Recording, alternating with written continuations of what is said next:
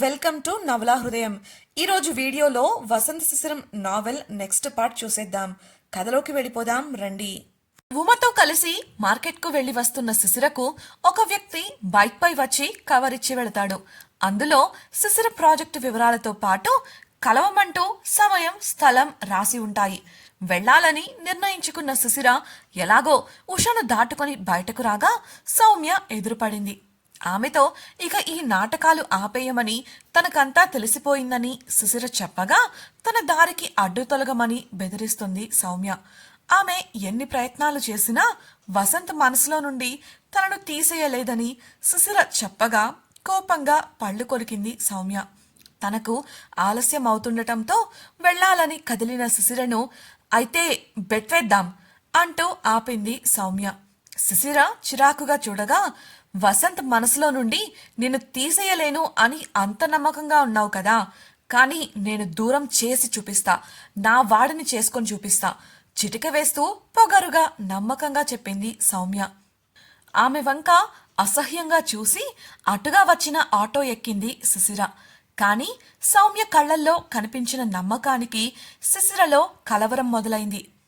Company వసంత్కు files ఇవ్వడానికి వచ్చిన Kishore file బల్లపై పెడుతుండగా అతని భుజం నొప్పి పుట్టింది. ఇబ్బందిగా భుజాన్ని రుద్దుకుంటుంటే ఏమైందని అడిగాడు వసంత్. ఏం లేదులే అని కిషోర్ దాటవేయబోగా కూర్చో అన్నాడు వసంత్. కిషోర్ ఏదైనా మాట్లాడతాడేమో అని కూర్చోగా రిసెప్షన్కు ఫోన్ చేసి లోపలికి పంపించండి అన్నాడు వసంత్. ఎవర్రా అని కిషోర్ ప్రశ్నిస్తూనే ద్వారం వైపు చూడగా 6 అడుగుల స్మార్ట్ కుర్రాడు నవ్వుతూ లోపలికొచ్చాడు. అతడు ఎవరో తెలియక కిషోర్ పరికించి చూస్తూ ఉంటే ఆ కుర్రాడు నవ్వుతూ విష్ చేసి పేషెంట్ ఎవరు అని అడిగాడు. వసంత్ కిషోర్ వంక చూడగా కిషోర్ వసంత్ వంక అపనమ్మకంగా చూశాడు. ఏంటి, నువ్వు చెప్పకపోతే నాకు తెలియదు అనుకున్నావా? వసంత్ కోపంగా అడిగేసరికి మౌనంగా ఉండిపోయాడు కిషోర్. డాక్టర్, తనను పూర్తిగా చెక్ చేయండి, కావలసిన టెస్ట్లన్నీ హాస్పిటల్కి వచ్చి తీయించుకుంటాడు అని చెప్పాడు వసంత్. డాక్టర్ కిషోర్ను పూర్తిగా చెక్ చేసి భయపడాల్సిన అవసరం లేదు, కొద్ది రోజులు ఎక్కువ బరువైన పనులు చేయకండి, భుజానికి మెడకి స్ట్రెస్ ఇవ్వకండి, కాస్త వాపు ఉంది, మందులిస్తాను, మర్చిపోకుండా వాడండి అని చెప్పగా చెప్పానా ఏం లేదని విసుక్కున్నాడు కిషోర్. డాక్టర్ మందులు రాసిచ్చి వెళ్ళాక చిరుకోపంగా జానీ మళ్ళీ ఫోన్ చేశాడు అన్నాడు కిషోర్.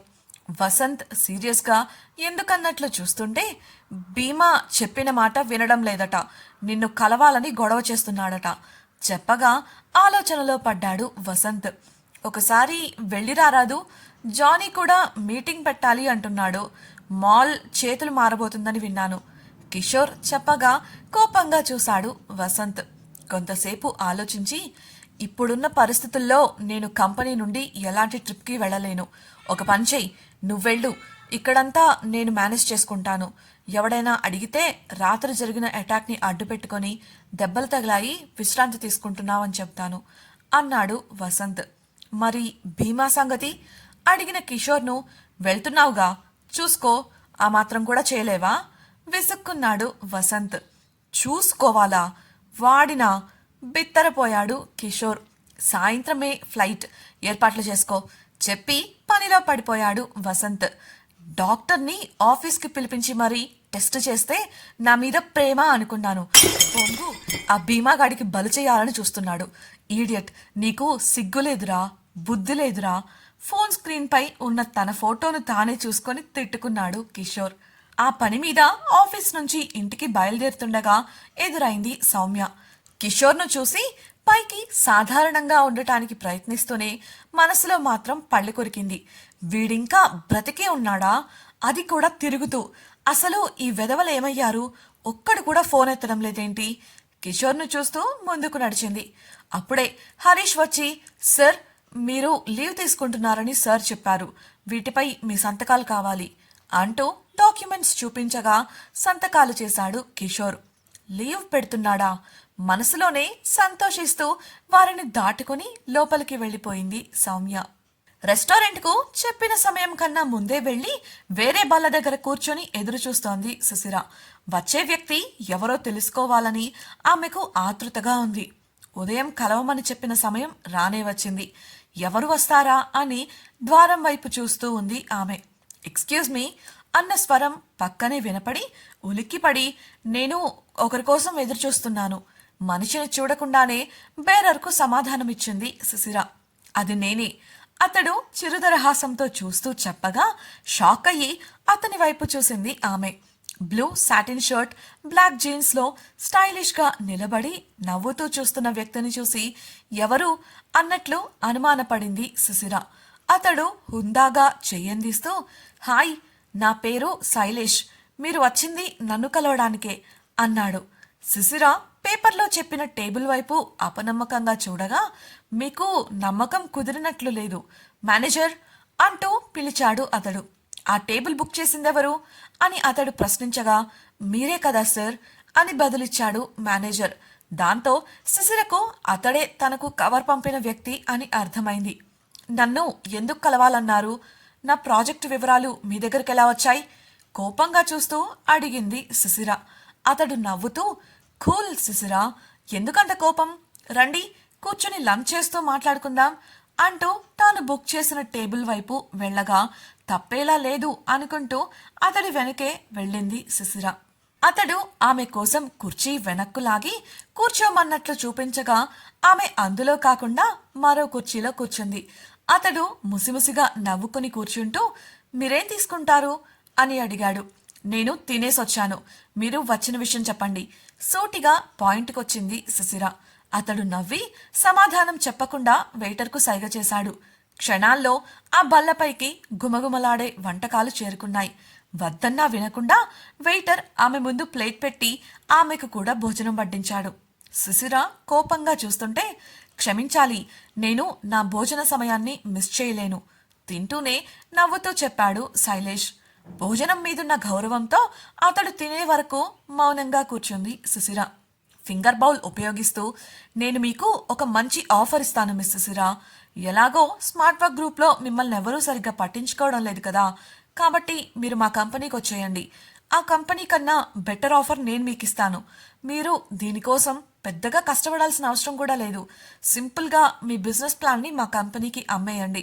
అలాగే మీరు మా కంపెనీలో జాయిన్ అయ్యి మీకు నచ్చినంత జీతం తీసుకుంటూ ఆ ప్రాజెక్ట్పై వర్క్ చేయండి. సింపుల్గా చెప్పాడు శైలేష్. అతడి మాటలు విన్న సుశీరకు పిచ్చ కోపం వచ్చింది. అయినా కంట్రోల్ చేసుకుంటూ, మీ ఆఫర్కి థ్యాంక్స్, కానీ నాకు అది నచ్చలేదు చెప్పి లేవబోగా, ఇలా వెళ్ళినంత మాత్రాన మేము నీ బిజినెస్ ప్లాన్ ఉపయోగించుకోలేమనుకుంటున్నారా miss Sushira? Smart work group copyright claim చేస్తుందని ధైర్యంగా ఉన్నట్లున్నారు. ఒకసారి ఇది చూడండి అంటూ ఒక ఫైల్ను సుశీరకు అందించాడు. ఆ ఫైల్లో ఉన్న వివరాలు చూసి నిశ్చేష్టురాలైంది సుశీర. తన ప్రాజెక్టుని శైలేష్ తమ కంపెనీ తరపున చాలా కాలం క్రితమే కాపీరైట్ తీసుకున్నాడు. అది చూసి కోపంగా లేచి, మీకు ఏం కావాలి? ఇలాంటి పని చేయడానికి సిగ్గుగా లేదు అడిగింది సుశీర. శైలేష్ ముఖంలో వంకర నవ్వు. చూశారు కదా మిస్ సుశీర, ఇది మేము మీ ప్రాజెక్టు గురించి సమ్మిట్లో తెలుసుకున్న రోజే చేశాం. ఈ లెక్కన చూస్తే మీరు లీగల్గా వెళ్ళినా కూడా ప్రాజెక్ట్ మాదే అవుతుంది. లీగల్గా వెళ్ళి మూర్ఖంగా అన్నీ కోల్పోతారా, లేక తెలివిగా మీ ప్రాజెక్టును మాకు అమ్మి లాభసాటిగా ఆలోచిస్తారా అనేది మీ ఇష్టం. కావాలంటే సమయం తీసుకోండి. అలాగే నాకు ఇంకా పెళ్లి కూడా కాలేదు. మీరా అందం తెలివితేటలు కలిగి చూడగానే నాకు నచ్చేశారు. ఇదొక మంచి అవకాశం, ఆలోచించుకోండి అంటూ తన విజిటింగ్ కార్డును ఆమె ముందుంచాడు. సుశీర ఆవేశంగా లేచి, గెట్ లాస్ట్, నేను స్మార్ట్ వర్క్ గ్రూప్ నుంచి బయటకు రావడం అసంభవం. అందులోనూ మీలాంటి వాళ్లకు సాధ్యమైనంత దూరంగా వెళ్ళడానికి చూస్తాను, కానీ కలలో కూడా మీతో చెయ్యి కలపను చెప్పి బయటకు వెళ్ళిపోయింది. వెళుతున్న ఆమెను చూసి, త్వరలోనే వెనక్కు వస్తావు, ఆ రోజు తొందరలోనే వస్తుంది, నేను రప్పిస్తా నవ్వుకొని లోపలికి వెళ్ళిపోయాడు శైలేష్. ఆ రోజు సాయంత్రం వేళ వసంత్కు విషయం చెప్పాలా వద్దా అని ఆలోచనలో ఉంది సుశీర. అప్పటికే సుశీర ద్వారా జరిగిన విషయం తెలుసుకుంది ఉమా. ఇంకా ఎందుకే ఆలస్యం చేస్తున్నావు? ముందు వసంత్ గారికి విషయం చెప్పు, ఆయన ఏదో ఒకటి చేస్తారు అని సలహా ఇచ్చింది ఉమా. అది కాదు ఉమా, నా ప్రాజెక్ట్ వాళ్ళది అన్నట్లు హైదరాబాద్ సమ్మిట్ జరిగిన సమయంలో కాపీరైట్ తీసుకున్నారు. వసంత్ గారికి చెబితే లీగల్గా ప్రొసీడ్ అవుతారు, కానీ ఉపయోగం లేదు. అసలు నేను వెళ్ళిందే ఈ మనిషికి డేటా లీక్కి సంబంధం ఉందా లేదా అని కనుక్కోవడానికి. కానీ నేను అనుకున్న వేటికి సమాధానాలు దొరకలేదు. పైపెచ్చు ఎప్పుడో డేటా వాళ్ళ చేతికి వెళ్ళింది అని తెలిసింది. అయితే ఇంతకాలం ఆగి ఇప్పుడెందుకు బయటపెట్టారు? దీని వెనుక వాళ్ళ ఉద్దేశం ఏంటి? తన ఆలోచనలను వివరించింది సుశిర. ఏముంటుంది, సమ్మిట్లో మనం లేం కదా, అక్కడ మిస్ అయిన నీ ప్రాజెక్ట్ ఫైల్స్ కాపీలు వాళ్ళకు దొరుకుంటాయి. అందులోనూ ఇప్పుడు కంపెనీలో డేటా లీక్ అయిందని తెలుసుకొని ఇది అవకాశంగా వాడి నిన్ను బెదిరించైనా నీ ప్రాజెక్టు దక్కించుకోవాలని చూస్తున్నారు.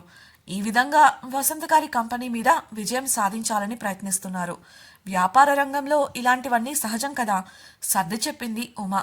సుశిర ఆలోచిస్తుంటే, ముందు ఇదంతా పక్కన పెట్టు, వసంత్ గారికి ఫోన్ చేసి జరిగింది చెప్పు, అన్నీ ఆయన చూసుకుంటారు అంది ఉమా. అయోమయంగానే ఫోన్ను చేతికి తీసుకుంది సుశిర. కాల్ చేయకుండా చూస్తూ ఉంది.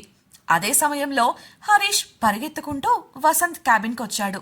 భాస్కర్, వసంత్లు ఏవో విషయాలు చర్చించుకుంటూ ఉండగా, మనం మోసపోయాం సార్, లబోదిబం అన్నాడు హరీష్. అతడు చెప్పింది విన్న భాస్కర్ పళ్ళు కొరకగా వసంత్ కోపంగా సుశిరకు ఫోన్ చేశాడు. వసంత్కు ఫోన్ చేద్దామా వద్దా అని ఆలోచిస్తున్న సుశిర అతడి నుంచే ఫోన్ రావడంతో ఎత్తింది.